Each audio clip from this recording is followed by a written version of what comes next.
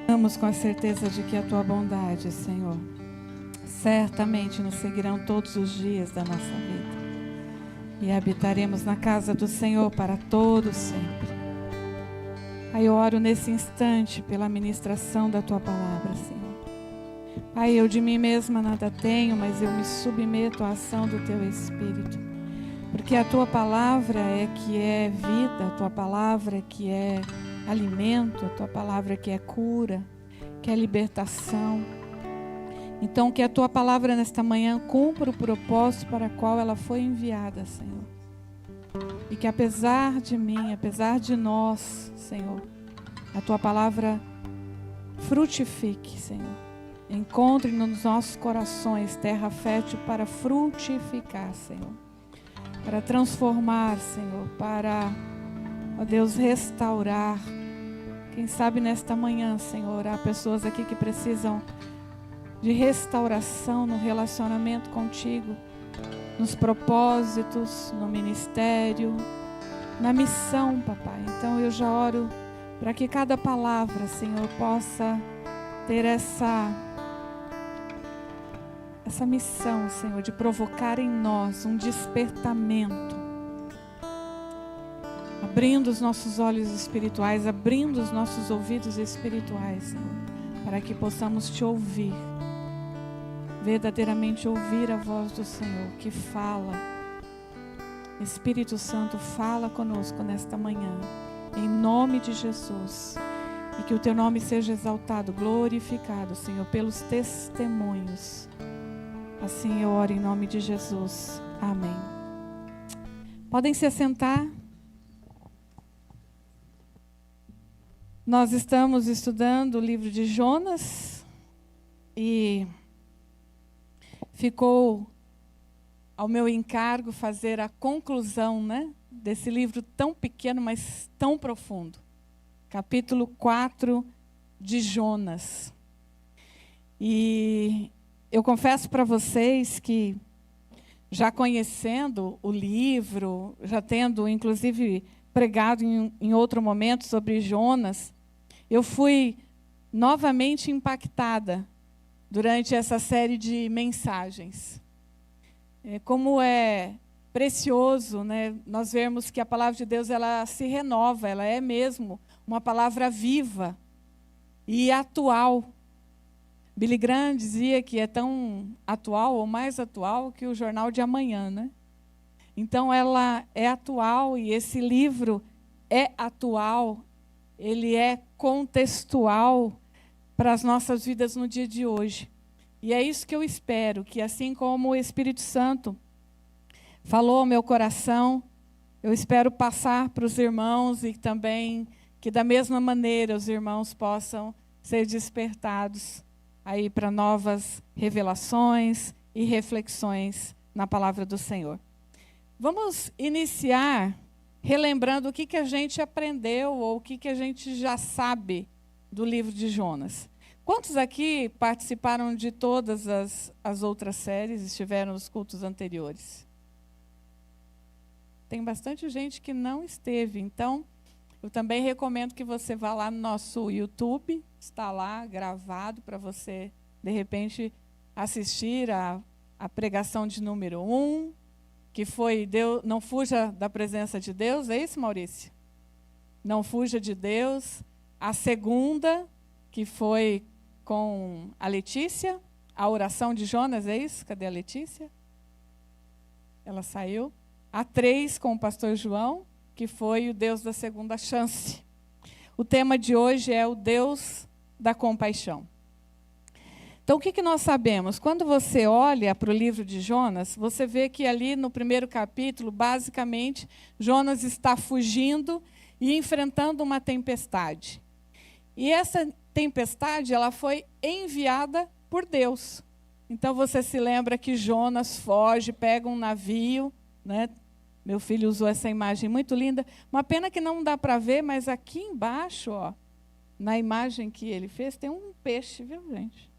Acho que no post daria para ver, tem um peixe. Então Jonas vai, pega um barco e a tempestade vem, e aqueles marinheiros experientes, eles percebem que aquela tempestade não é uma tempestade comum, não é uma tempestade natural, é uma tempestade sobrenatural. Então eles começam a orar aos seus deuses e vão atrás de Jonas, que está lá no porão. A última coisa que Jonas quer fazer é falar com Deus. Jonas não quer orar, Jonas não quer saber de Deus, está escondidinho lá no porão. Mas esses marinheiros o descobrem, e descobrem que é por causa de Jonas que tudo isso está acontecendo. Então Jonas prefere ser jogado ao mar do que voltar e se reconciliar com Deus. O segundo capítulo, basicamente, é Jonas e o peixe. Então Jonas está lá se afundando nas profundezas do mar, e de repente um peixe aparece. Quem enviou o peixe? Foi Deus também. Olha só, é Deus agora enviando um peixe, e esse peixe engole Jonas, e Jonas, de uma maneira sobrenatural, sobrevive dentro desse peixe e volta para a terra. Eu fico pensando, quantos milagres, né? Você sabe que esse livro muitas vezes foi criticado por que as pessoas achavam que era ficção? É muito milagre para uma coisa só, né? Sobreviver dentro do peixe. Mas não é, gente. Jesus cita Jonas. Lá em 2 Reis, Jonas é citado. Jonas é um personagem real. Essa história é real. No capítulo 3, basicamente, é Jonas e a cidade. Então, ele volta, e aí nós vemos que Jonas, então, poxa, agora que eu sobrevivi, e ele reconhece que a salvação vem de Deus, ele não tem outra opção senão cumprir a missão e pregar a Nínive. Mas, quando a gente vai lendo o texto, a gente percebe que não tem nenhum tom de misericórdia no discurso de Jonas. Ele prega o juízo. Se vocês não se arrependerem, Deus vai destruir a cidade. Mas Jonas cumpre. Que sermão curto, pesado, né? Totalmente diferente das muitas pregações dos dias atuais, que tem uma pegada de automotivação, de vamos ser felizes, que o Deus da bênção está aí para resolver todos os seus problemas. Jonas, não. Mas é impressionante que aquela cidade toda se converte, aquelas pessoas se aquebrantam, se arrependem e se convertem a Deus e oferecem sacrifícios a Deus. E aí nós chegamos ao capítulo 4, que nós já vamos ler, só um minutinho. Estamos recordando o que a gente sabe. O que eu quero trazer também aqui para vocês como síntese desse livro é que o personagem central desse livro não é Jonas. Apesar do livro ser chamado de Jonas, ter o nome de Jonas, não é Jonas. Quando você for agora ensinar para alguém, passar para alguém, você vai dizer que o personagem central desse livro é Deus. Deus é que desde o princípio está agindo em todo o controle dessa história. Deus fala com Jonas, Deus envia a tempestade para despertar Jonas, Deus envia o peixe para salvar Jonas, Deus fala com o peixe para salvar Jonas. Isso está no texto. Então, o milagre não é só Jonas ter sobrevivido dentro do peixe ou sobrevivido à tempestade, mas é Jonas voltar no lugar para onde ele teria que ter ido. Voltar exatamente lá, né? O peixe tinha um GPS. Deus falando para o peixe, volta, joga Jonas lá onde é para ele ir. É Deus agindo na vida daquele povo a quem todo mundo temia. O personagem central que tem o controle de todas as coisas é Deus. É um livro de milagres. E nós vamos ver que no capítulo 4 é Deus que faz crescer uma planta, é Deus que envia um verme para fazer morrer essa planta. O que nós sabemos ainda sobre o livro de Jonas é que não é um livro profético sobre uma profecia, mas é um livro do profeta sobre a experiência do profeta. Isso traz uma grande diferença entre outros livros proféticos na Bíblia, onde você vai ler e vai encontrar profecias bíblicas. Então, em Naum, por exemplo, Naum profetiza contra Nínive, mas ele está profetizando ao povo judeu contra os inimigos de Israel. E agora Jonas, ele não está profetizando nem para Israel e nem exatamente contra Nínive. Ele está profetizando para que haja salvação em Nínive. Jonas recebe uma missão de Deus, mas ele foge. E por que ele foge? Nas séries anteriores, nos episódios aí da nossa série de mensagens, nós vimos que ele foge não porque ele está com medo dos ninivitas, porque eram violentos, eram aterrorizantes, eram assassinos. Ele foge de Deus. Ele foge da missão que Deus está dando para ele. Ele foge porque ele não quer cumprir o propósito, a missão específica que Deus está entregando nas mãos dele. Jonas, ele está numa guerra com ele mesmo e com Deus. Ele não está numa guerra com Nínive. Ele não está numa guerra com os seus inimigos. Ele está numa guerra consigo mesmo. E ele está numa guerra agora com o próprio Deus.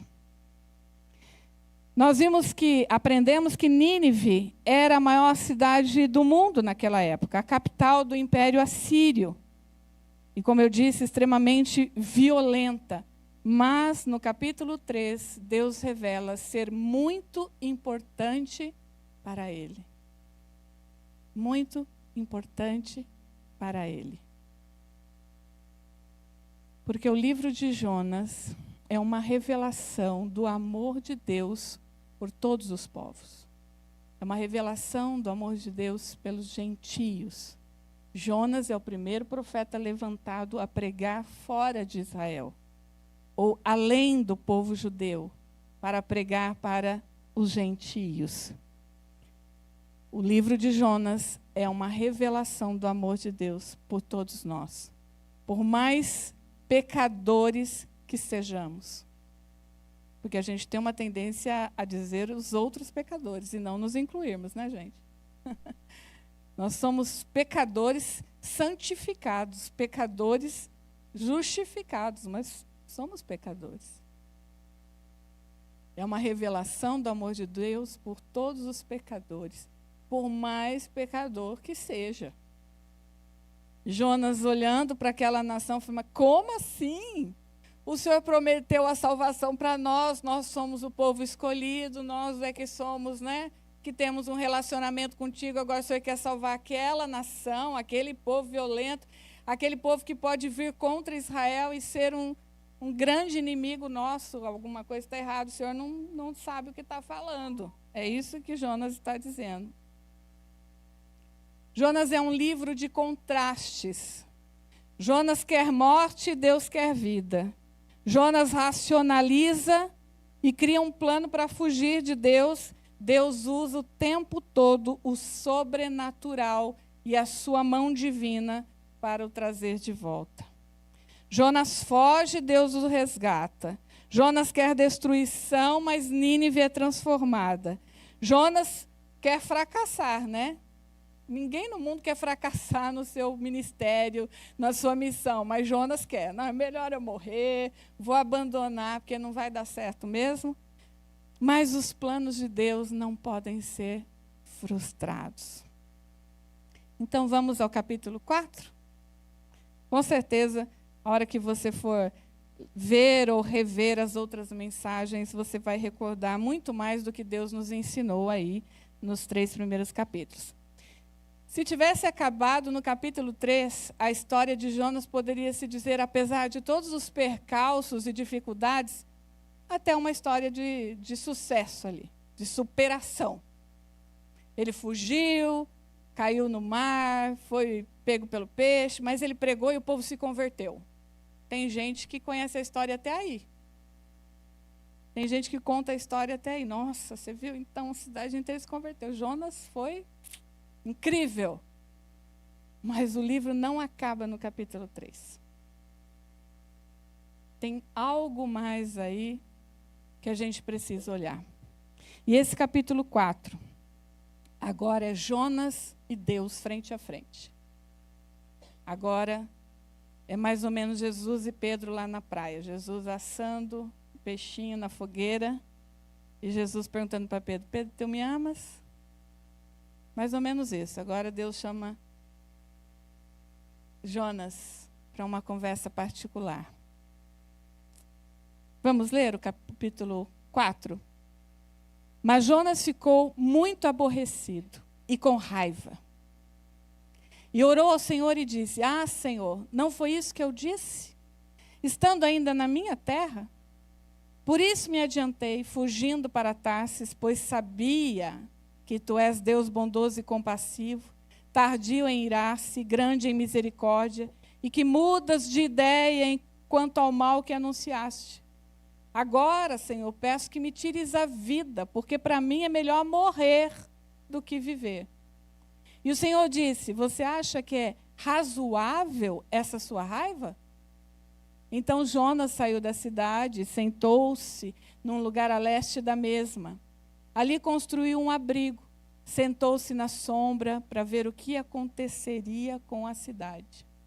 Então o Senhor Deus fez crescer uma planta por cima de Jonas, para que fizesse sombra sobre a sua cabeça, a fim de o livrar do seu desconforto. E Jonas ficou muito contente por causa da planta. Mas no dia seguinte, ao amanhecer, Deus enviou um verme que atacou a planta e ela secou. Quando o sol nasceu, Deus fez soprar um vento leste muito quente. O sol bateu na cabeça de Jonas, de maneira que ele quase desmaiou. Então pediu para morrer, dizendo: para mim é melhor morrer do que viver. Então Deus perguntou a Jonas: você acha que é razoável essa sua raiva por causa da planta? Jonas respondeu: é tão razoável que até quero morrer. E o Senhor disse: você tem compaixão da planta que não lhe custou nenhum trabalho. Você não a fez crescer. Numa noite ela nasceu e na noite seguinte desapareceu. E você não acha que eu deveria ter muito mais compaixão da grande cidade de Nínive, em que há mais de 120.000 pessoas que não sabem distinguir entre a mão direita e a mão esquerda, e também muitos animais? Acabou. Aí já é Miqueias. Então, vamos lá, versículo por versículo. Quando você lê isso aí, acho que você fica com um sentimento assim: mas que Jonas, hein? Que homem, né? Estranho esse, não é não? Você quase já esquece que o sermão dele produziu todo aquele efeito de conversão. Mas vamos passo a passo. O versículo 1, por favor, diz assim: com isso ficou Jonas aborrecido e com raiva. Em outra tradução diz que ele se desgostou. Ele ficou tão aborrecido com isso. O que é esse com isso? Com a conversão dos ninivitas, com o que Deus tinha feito. Ele ficou aborrecido porque Deus havia cumprido exatamente o que Deus havia se proposto a fazer, que era salvar Nínive. Jonas não esconde a sua frustração em dizer que ele não está nada satisfeito com o que Deus fez. E não só isso, o texto diz: ele ficou com raiva. A tradução aí é uma ira, significa ardendo em fogo. Você conhece alguém irado? Ou você já ficou irado ou irada? Alguém com raiva? Dá para descrever alguém com raiva? Como que a gente descreve? É alguém que tem sangue nos olhos, né? É alguém que está ardendo em fogo. É alguém que quer matar. É alguém que quer xingar. É alguém que quer se vingar. É alguém que quer tomar uma atitude precipitada contra o outro. Gente, olha, é quase um absurdo pensar que esse Jonas está tendo esse tipo de reação. Mas é isso que o texto está dizendo. Jonas ficou extremamente aborrecido e irado com isso, com o quê? Com tudo que está descrito no capítulo 3, que foi ver o povo de Nínive se convertendo, se quebrantando, se vestindo de saco e oferecendo culto e sacrifício a Deus. Simplesmente, ele teve uma atitude de quem não ficou nada satisfeito. Coloca o versículo 2, por favor. Olha só o que ele fala. Ah, Senhor, não foi o que eu disse, estando ainda na minha terra? Por isso me adiantei, fugindo para Tarsis, pois sabia que tu és Deus bondoso e compassivo, tardio em irar-se, grande em misericórdia, e que mudas de ideia quanto ao mal que anunciaste. Eu te pergunto, você acha que Jonas falou assim calmamente como eu li? Hã? Não parece exatamente com você, quando você fica irado e você faz exatamente isso, chega para a pessoa e diz assim, eu não te disse, eu bem que te disse, eu bem que te avisei, eu bem que eu sabia que você ia fazer isso. Eu tenho a impressão de que Jonas não está falando calmamente com Deus, como quem está orando de coração quebrantado, porque o texto diz que ele está ardendo em fogo. Então ele está dizendo, Senhor, não foi isso que eu te disse lá na minha terra, eu já tinha te falado, porque eu te conheço, eu sei que tu és. Ele cita Moisés, ele cita o texto de Êxodo 34:6, quando Moisés fala que Deus é bondoso, compassivo, tardio em irar-se, grande em misericórdia. Ele cita palavras de Moisés, ele conhece Deus, ele sabe quem Deus é, mas ele está ardendo em fogo e a palavra dele sai da sua boca como quem está afrontando Deus.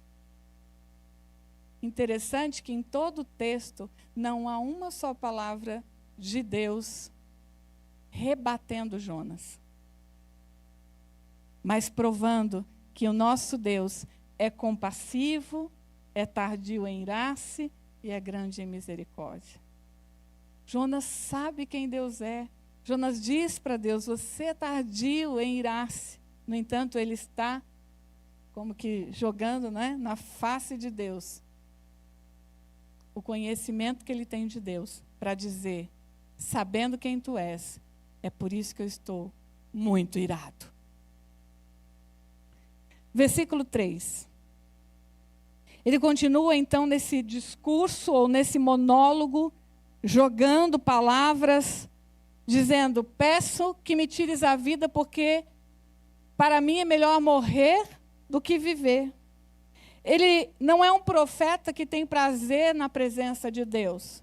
Ele não é um profeta que está se deleitando em falar com Deus. Ele não é um profeta em oração de quem está buscando o seu Criador, o seu Redentor, o seu protetor, o seu Salvador, mas ele está falando quase que de igual para igual com Deus, para dizer, Deus, é o seguinte, o Senhor é esse cara bom, bondoso, tardio em irar-se, e o Senhor é quem salva, mas o Senhor também pode me tirar a vida. Tira a minha vida, porque minha vida não está do jeito que eu quero que esteja. Jonas me faz pensar em muitos jovens, muitas crianças e até muitos adultos, muitos idosos, muitos seres humanos. A gente diria mimados, né? Quando a coisa não sai do jeito que quer. Sai se descabelando, sai se desgostando, sai se debatendo no chão, sai dizendo, eu quero morrer, eu te odeio. Jonas parece que dentro dele tem essa criança interior que não está satisfeita com a vida que tem. A primeira oração que ele fez aqui no livro de Jonas foi para pedir socorro dentro da barriga do peixe. Mas agora a segunda vez que ele ora a Deus é para afrontar o próprio Senhor. É para pedir por morte. Nas duas ocasiões, as orações de Jonas estão focadas em si mesmo. Nas duas ocasiões, Jonas está orando a Deus por causa do seu egocentrismo. Jonas se sente o centro do universo. Tem que ser um Deus de acordo com as suas preferências, que faça do jeito que ele pensa, do jeito que ele quer. As igrejas estão cheias ou talvez vazias, porque há muitas pessoas que hoje querem um Deus que atenda às suas preferências, que atenda às suas necessidades. E que se não for exatamente como eles pensam, então prefiro morrer, prefiro ficar longe de Deus, prefiro ficar longe da igreja.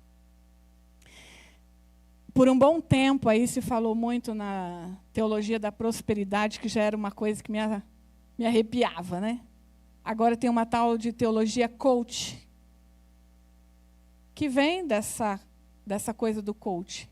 O coach é uma mentoria para ajudar a pessoa a desenvolver o melhor de si, a ser feliz, a destravar os caminhos.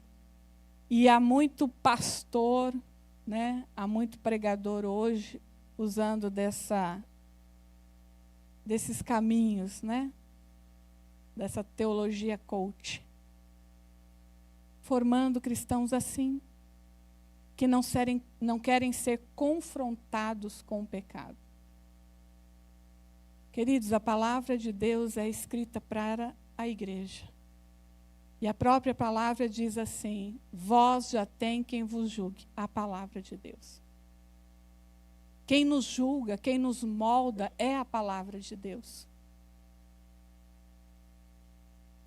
Quem nos confronta é a palavra de Deus. Não é à toa que a primeira reação de Adão foi fazer o quê? Se esconder de Deus. Ao perceber que ele havia desobedecido, ao perceber o seu pecado, a sua nudez, a voz de Deus trouxe a ele temor. E a primeira reação dele foi se esconder. O que foi que eu fiz? Onde é que eu estou? E agora? Porque é assim. Nós somos assim. Sermos confrontados por Deus ou pela sua palavra é algo que nos dói. Jonas prefere morrer porque ele está sendo confrontado, mas ele não quer ceder. Há uma guerra dentro dele, e ao invés dele ceder ao que Deus está fazendo, que é o confrontando, e é dizendo: Jonas, é razoável essa sua ira? Jonas, você acha que há alguma razão, é o próximo versículo, né? Que Deus pergunta. É razoável essa sua ira? Você acha que tem algum sentido você reagir assim? Você acha que tem algum sentido você estar com esse tipo de sentimento? Você acha que tem algum sentido você preferir morrer, Jonas, ao estar comigo, ao realizar a minha obra, ao se alegrar com o que eu fiz na cidade de Nínive? Há algum sentido no que você está sentindo agora? E Jonas ainda permanece. O versículo seguinte, ele responde: é razoável? Pode pôr? Por favor. Perdão, mais para frente, né? No versículo, lá na planta. No versículo 9. Versículo 9, por favor. Então Deus pergunta novamente: você acha que é razoável essa sua raiva por causa da planta? E Jonas responde: é tão razoável que até quero morrer. Mesmo depois, né, Deus constrói uma planta. Constrói não. A palavra não é constrói, é cria, produz, floresce uma planta ali. E a planta morre e Jonas continua irado. A ira de Jonas ainda está ali fervendo. E Deus pergunta para ele mais uma vez: é razoável essa tua raiva? Por que você permanece com raiva agora até por causa da planta? E ele diz: é razoável sim. Gente, como pode? Ele está sendo confrontado, ele está sendo cutucado, ele está sendo... de alguma forma, Deus ali não está desistindo dele, e ele permanece nesse sentimento. porque tudo que Jonas está experienciando tem a ver com ele mesmo. O versículo 3, quando ele diz ali, é melhor morrer do que viver, me faz assim, quando eu lia estudando, me faz pensar que se fosse eu, ou qualquer outra pessoa, dentro de uma naturalidade, estaria tão feliz com aquelas pessoas se convertendo. Porque a Bíblia diz que há festa no céu quando um pecador se arrepende. Então está tendo festa no céu. Imagine os anjos lá cantando, e a Bíblia diz que no céu tem música, tem instrumentos. Imagino que tem a dança, tem a glória de Deus, e agora todo mundo na expectativa, a cidade pronta para se arrepender, e o céu dizendo, eles vão se arrepender, fiquem prontos. Na hora que se arrepender, a gente toca a buzina, toca o piano e solta, né, as estrelinhas. E Jonas está lá, eu quero morrer. Não tem gente assim? Que você está fazendo de tudo para trazer alegria, para fazer, né? Gente, a alegria está no coração do Senhor. Vamos! Né? Nem vou dizer que o irmão falou hoje, né? Vai palmas aí. As palmas estavam meio devagar. Às vezes a gente está tão assim, né? Que a gente não é contagiado pela alegria que está ocorrendo ao nosso redor. O céu lá em expectativa para fazer a festa por conta da conversão daqueles pecadores. E Jonas faz o quê? Vamos ver o que ele faz? Próximo versículo. Próximo. Jonas saiu da cidade, sentou-se num lugar a leste da mesma, e ali construiu um abrigo. Sentou-se na sombra para ver o que aconteceria com a cidade. Só que a gente vê nos versículos seguintes que ele ainda está irado, né? Então ele não está lá com a mesma expectativa do céu. Ele está lá com o sangue nos olhos, esperando ver a destruição. Eu imagino que se fosse eu, estaria ali abraçando aquelas pessoas, chorando com aquelas pessoas. Eu estaria ali, talvez aconselhando aquelas pessoas. Talvez tentando, já pensando como é que a gente abre uma igreja onde a gente vai fazer o primeiro culto com aquele povo. E Jonas foge, gente. Mais uma vez vai para um lugar alto, né, numa cabaninha, confortável, porque o que ele quer é conforto, o que ele quer é suprir as suas necessidades. Ele não está nem um pouco preocupado com aquele povo lá. E ele está lá para ver o que aconteceria com a cidade. Enquanto o céu, imagino, está em expectativa para fazer a festa. E nós já sabemos, porque isso já está descrito no capítulo 3, que houve festa. Que eles se arrependeram. Que uma cidade inteira se converteu. Que uma cidade inteira se rendeu aos pés do Senhor. Que uma cidade inteira reconheceu que não há outro Deus senão aquele que criou os céus e a terra. Que não há outro Deus senão aquele cujo o Senhor enviou seu Filho para morrer no nosso lugar. E Jonas está lá, numa cabaninha, vendo o que vai acontecer. Vendo? Assistindo de camarote. Próximo versículo, por favor. Então o Senhor fez crescer uma planta que fizesse sombra na cabeça de Jonas, para o livrar do seu desconforto. Gente, mas esse Deus é bom demais, né?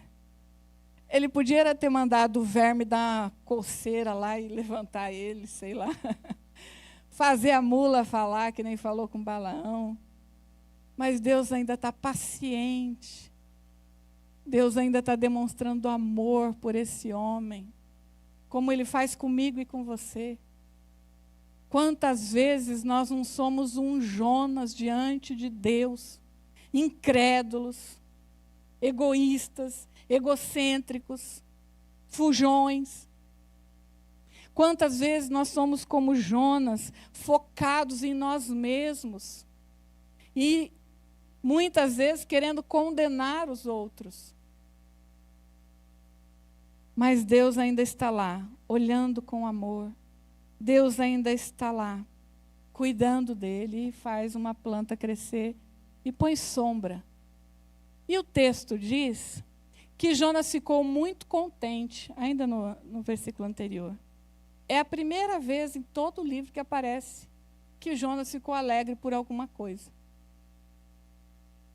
Jonas não ficou alegre porque Deus o chamou para uma missão. Jonas não ficou alegre porque aquele povo se converteu. Jonas ficou alegre porque uma planta cresceu e fez sombra sobre a sua cabeça. Porque as suas necessidades estão sendo satisfeitas.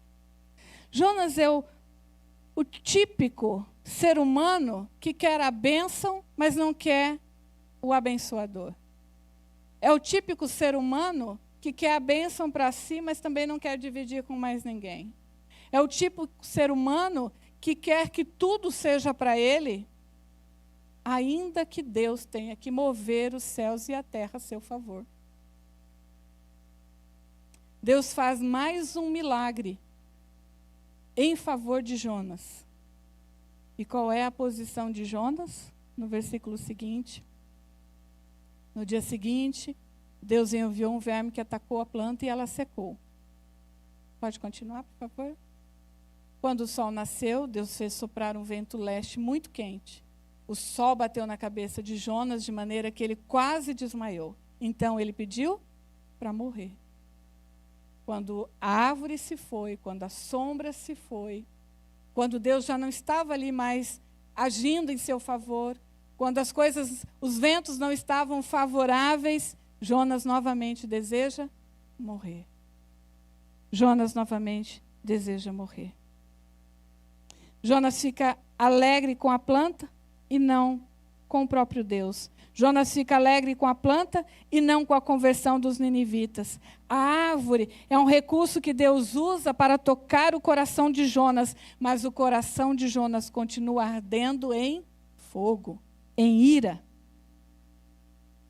O Senhor lhe oferece uma chance de rever as suas posições, uma chance de viver, e Jonas continua desejando morrer.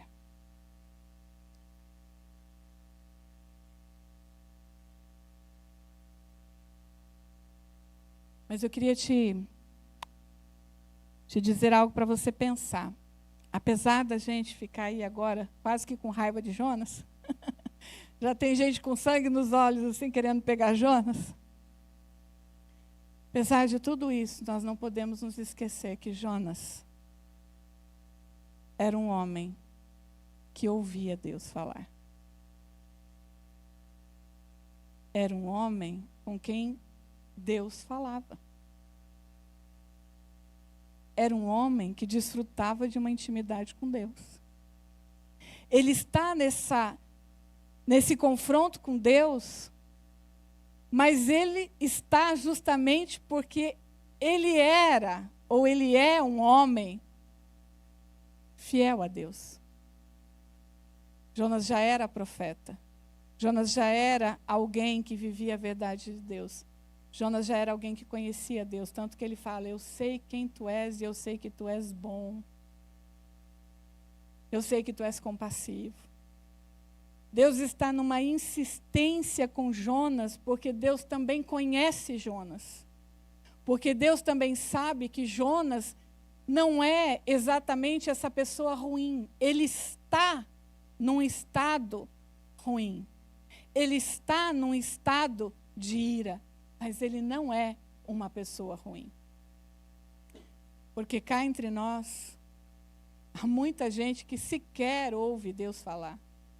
Há muita gente que sequer entende a missão de Deus. Ele tinha muito claro qual era a missão de Deus. Cá entre nós tem muita gente que não tem nenhum tipo de relacionamento com Deus. Tem muita gente que não sabe nem distinguir a voz de Deus. Ai, será que é Deus que está falando? Não, Jonas sabia exatamente que ele estava falando com Deus, que Deus estava falando com ele, que Deus havia dado uma missão para ele. Era Jonas que, num momento, não estava decidindo cumprir essa missão. E entra nesse estado egoísta e egocêntrico. E por quê?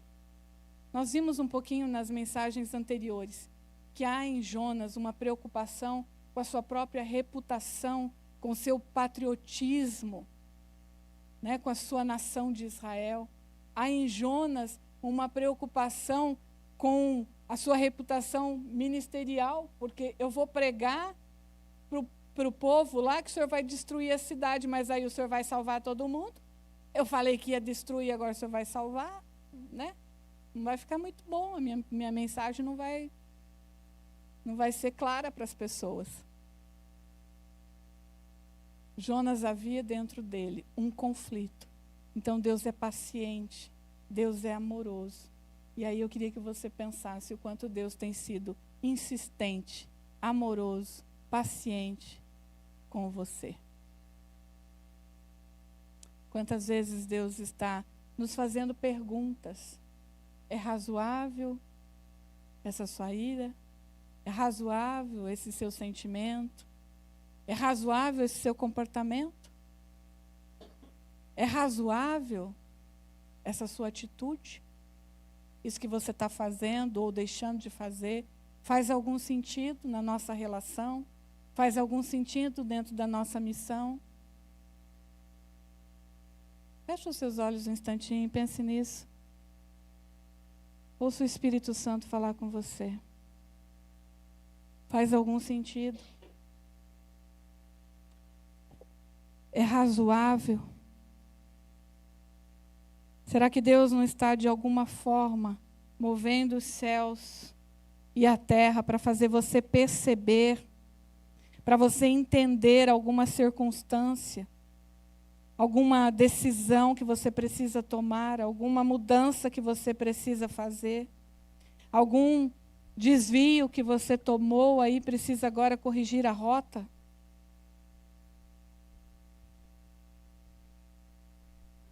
Vamos caminhar para os versículos finais.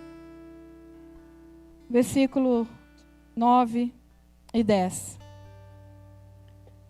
Então Deus pergunta, é razoável essa sua raiva? E ele continua dizendo que vai morrer.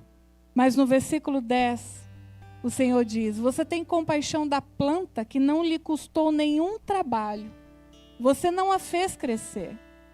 Ou seja, absolutamente você não teve nada a ver com o crescimento ou a morte dessa planta.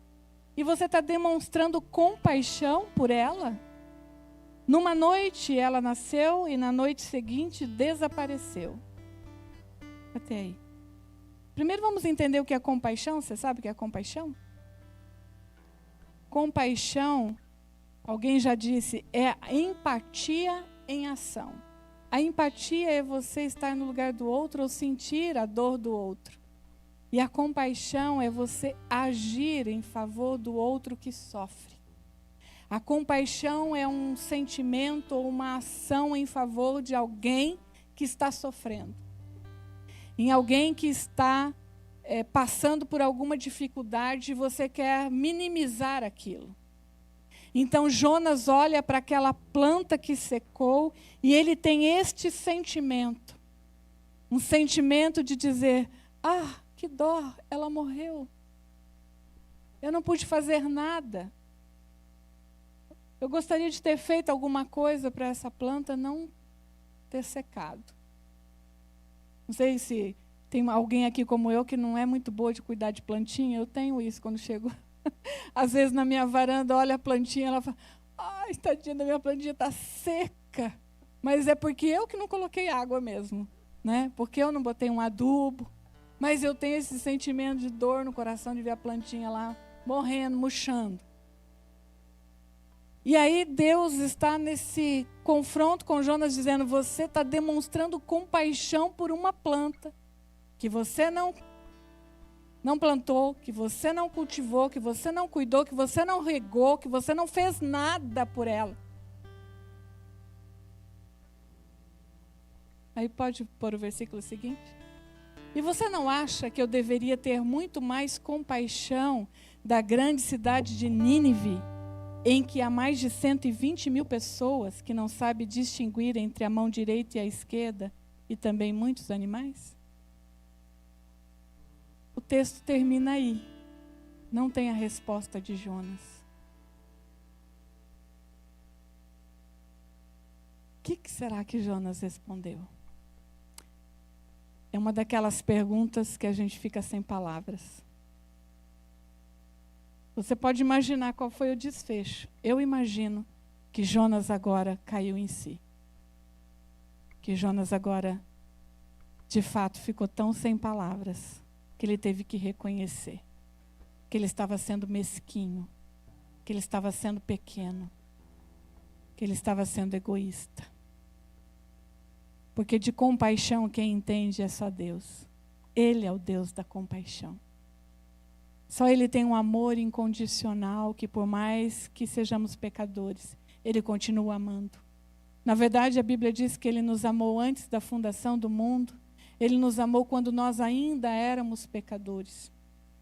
Ele não esperou a gente ficar bonitinho, Ele não esperou o sangue de Jesus nos cobrir e nos limpar para daí nos amar. Não, Ele nos amou antes e por isso Ele provou o seu amor enviando Cristo para morrer na cruz em nosso lugar. Jonas agora tem que se calar. Jonas cala o seu coração, a sua ira, os seus pensamentos. Jonas agora tem que se render.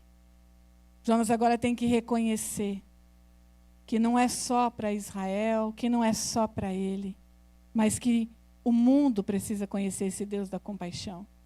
O mundo precisa conhecer esse Deus que ama incondicionalmente.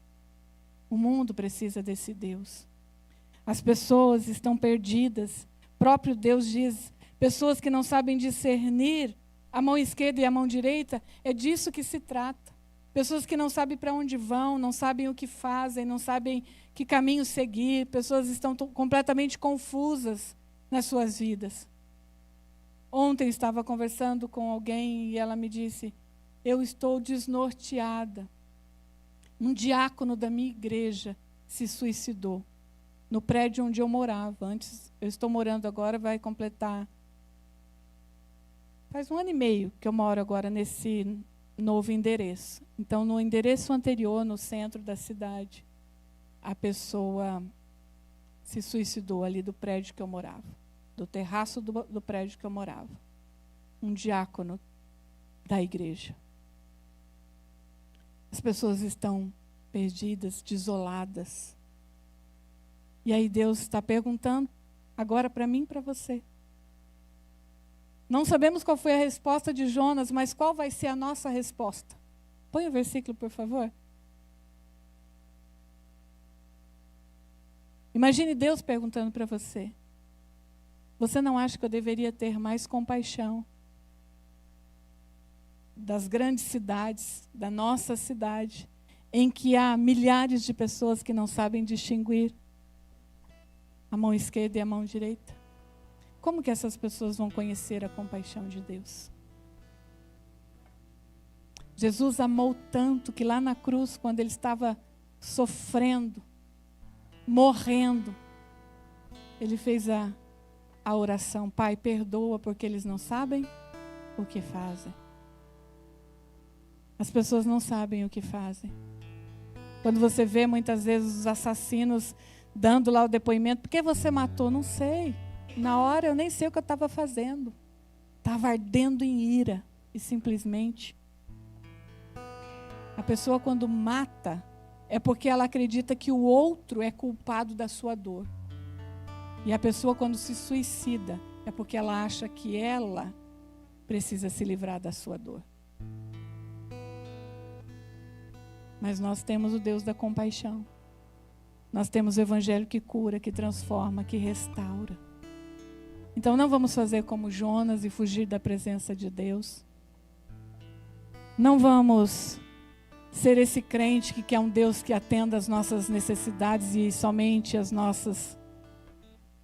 Um Deus que atende às nossas preferências. Mas vamos olhar para esse povo com compaixão, porque nós temos um Deus da compaixão. Amém?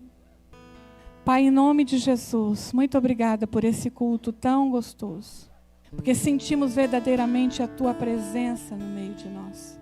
Obrigada, Espírito Santo, por cada momento, porque o Senhor nos visitou no momento do louvor, porque o Senhor falou conosco através das orações, porque o Senhor falou conosco através da Sua palavra. Obrigada, Senhor, porque a Tua palavra, ela é transformadora. Obrigada, Senhor, pela exortação em amor que nos faz refletir e rever nossos posicionamentos, rever nossas atitudes e comportamentos. Nós queremos ser filhos que agradam o coração do Pai. Nós queremos ser filhos que têm uma íntima relação com o Pai, um relacionamento de intimidade em que nós conseguimos discernir a voz do Pai. Senhor, acalma os nossos corações e as nossas mentes. Que nós possamos aceitar, Senhor, o Teu amor incondicional, mas também possamos levar. E possamos ter esse olhar de compaixão como o Senhor tem, Pai. Nós estamos vivendo um tempo, uma geração em que as pessoas precisam de compaixão. As pessoas estão doentes, estão morrendo por ansiedade, por depressão, Senhor. Se suicidando, se separando, destruindo famílias. Pai, tem misericórdia, Senhor. Usa a Tua igreja, usa o Teu povo, não apenas a Beit Avot, Pai, mas usa o Teu povo na face da terra, Pai, para levar salvação, Senhor, a Nínive dos dias atuais. Abençoe cada vida, cada família aqui hoje representada, Senhor, em nome de Jesus. Paizinho querido, abraça, Senhor, cada um, que dê uma semana vitoriosa para cada um deles, Pai.